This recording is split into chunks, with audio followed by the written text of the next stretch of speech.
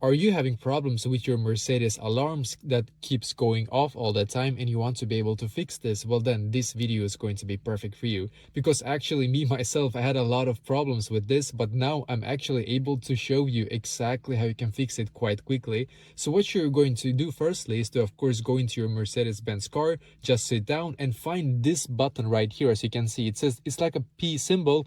So a P, and then it says off right here, as you can see. So maybe it doesn't say off for you, just is this P symbol, but just please find this one right here, because now what you're going to do is to just click on it.